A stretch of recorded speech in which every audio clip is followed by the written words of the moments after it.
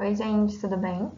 Meu nome é Júlia Scarpellini e para a disciplina de Inovações Tecnológicas na Construção Civil do professor Manfredo, eu vou falar sobre estratégias para a implementação da coordenação modular no processo projetual. Então, eu parti de uma problemática que, no caso, seria a construção civil e o desperdício de materiais que acontece. Segundo o relatório emitido pelo IPEA, os resíduos de construção civil e demolição representam de 50% a 70% de todos os resíduos sólidos do ambiente urbano. De 20% a 26% do lixo de aterros vem de construções, de 36% a 45% do input de energia de uma nação é usado nas edificações. Há uma incompatibilidade de tamanho entre materiais de construção, como tijolos, blocos, revestimentos e telhas, que fazem necessários cortes, quebras, para poder adaptar esses tamanhos, né, dentro do projeto.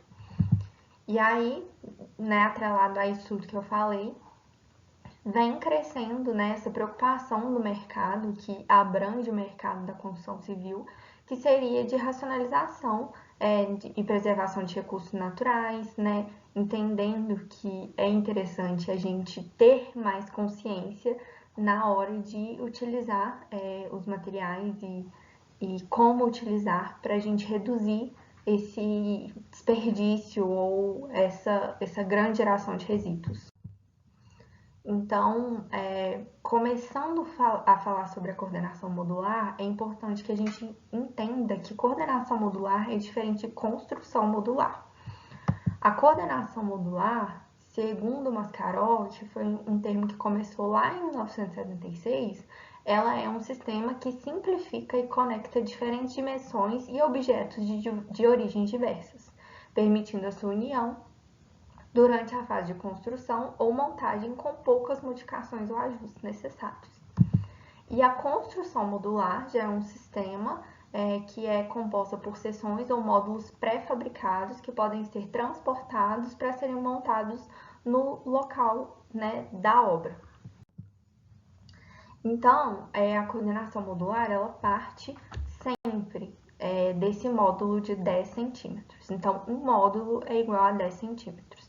E aí, o ideal, né, dentro desse sistema é que todos os materiais construtivos utilizados, eles sejam fabricados com o tamanho desse módulo, né? Então, por exemplo, um tijolo, um bloco de concreto, como esse que está desenhado aí, ele geralmente ele já é 2 módulos por 2 por 4, né? Que seria 20 por 20 por 40 centímetros.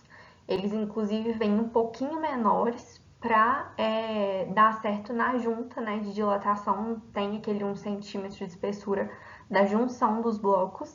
E, enfim, é um assunto um pouco complexo para a gente falar em 5 minutos. Eu poderia falar mais sobre isso, mas resumidamente seria isso, né? E aí, aí tem também um cômodo projetado em modulação, em coordenação modular, que aí no caso ele teria 28 módulos por 28 módulos. As portas e janelas, elas entram, né, nessa contagem de módulos, então elas também são dimensionadas dessa forma, inclusive a posição que elas são colocadas também. Tudo isso para evitar desperdício. E aí eu trouxe, né, porque eu acho que quando a gente vê, né, essa imagem que eu acabei de mostrar daquela planta, a gente pensa, nossa, é tudo tão enrijecido, então isso provavelmente vai reduzir muito as possibilidades, né, do meu projeto. E aí eu trago essas duas imagens aí para a gente se perguntar, né, qual delas foi feita com coordenação modular, né? E aí, no caso, a primeira delas é uma obra feita com coordenação modular e a segunda dela não é. E aí, a gente consegue entender que não necessariamente isso é uma coisa que vai enrijecer, né? E vai dificultar na hora de você projetar. É claro que existem ferramentas que vão te auxiliar, né? Se você realmente quiser projetar em coordenação modular e e entender, né, em quais momentos é interessante. Nem tudo precisa ser com coordenação modular, mas é um caminho importante e sustentável de se seguir. E aí eu trago aqui algumas vantagens, desvantagens. Uma das vantagens é a otimização do uso da matéria-prima, né? Como eu já disse, reduz bastante o desperdício, gera uma agilidade nos processos, decisões projetuais, compra de materiais, aumenta a produtividade, por ter essa compatibilidade entre os materiais que estão sendo usados, há uma diminuição de cortes, ajustes, desperdícios, tem uma menor variedade de medidas e a ampliação dos mercados, exportação de componentes, já que esse sistema de coordenação modular ele é uma coisa internacional. Então, não é uma coisa do Brasil ou de só alguns países, são todos. Então, fica fácil de se exportar, né? Caso a gente queira, caso o mercado queira fazer isso.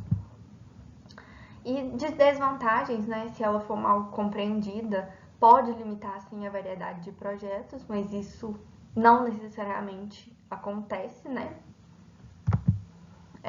Ela demanda também uma maior especialização da mão de obra, então precisa ter uma mão de obra mais qualificada. E eu acho que o maior problema de todos da coordenação modular é o pequeno número de fornecedores de materiais, né, que atendem esses módulos. Né? A gente vê assim, porcelanato, por exemplo, um material muito usado. Ele tem módulos totalmente diferentes, né? 87,7 por 87,7, e isso é muito prejudicial, porque vai ter sempre quebra, né? Então, seria muito interessante que o mercado começasse a atender essas medidas. Mas, pensando, né, no que nós arquitetos poderíamos fazer, eu pensei na criação de um plugin para auxiliar a implementação da coordenação modular no processo projetual dentro de plataformas BIM, né? Porque, assim, eu entendo que se você quiser projetar com coordenação modular, em qualquer lugar, né? Em qualquer plataforma, até à mão você consegue. Mas eu acho que o BIM, ele já dá essa facilidade maior para a gente projetar também em coordenação modular, e eu acho que um plugin facilitaria ainda mais isso, né? Então, uma das coisas que esse plugin teria seria gerar grids, né, no desenho de acordo com a necessidade do projeto. Às vezes é um projeto de maior escala, você precisa de um grid de 30 módulos. Às vezes menor escala, um em um módulo. Né? E aí conseguir fazer grids mais complexos também, de acordo com a sua necessidade. Os elementos construtivos também, né, nesse plugin já viriam com os tamanhos adequados para todos, né, porta, janela, enfim, o que for, de acordo com a coordenação modular. Teriam avisos e lembretes quando a pessoa fizer algumas decisões projetuais em que isso fugir da coordenação. Claro que isso não é um problema, mas o plugin apitaria, né, falar, é isso mesmo que você quer? E também fica muito mais fácil de calcular os quantitativos, porque como a gente vai já projetar com uma maior certeza de não ter desperdícios, então fica muito mais fácil na hora da compra dos materiais você saber que muito dificilmente você vai ter que comprar mais depois, porque é o que acontece muito, né, ultimamente. Enfim, e aí depois que eu já tinha pensado nisso, comecei a fazer o trabalho, eu descobri esse artigo que em 2014 os estudantes da Federal do Ceará pensaram uma coisa similar assim também, né, de um aplicativo para a plataforma BIM. Eles escolheram o ArchiCAD e aí eles simplesmente estudaram, mas isso não foi para frente. E algumas coisas que eu pensei, eles pensaram também, mas algumas das propostas que eu falei, eles não pensaram em fazer. Mas de toda forma eu fiquei muito feliz de ter um pessoal que teve uma ideia parecida com a minha. Na verdade, eu tive a ideia parecida com a deles, mas é mais pra, assim, eu acho que só reforça, né, que é uma coisa relevante e que isso ajudaria e que é uma questão, né, e que, assim, apesar de ser um sistema que já é antigo, eu acho que ele ainda não foi totalmente implementado E ele tem um potencial grande, né? Então acho que a gente não deveria descartá-lo de cara. E é isso, muito obrigada.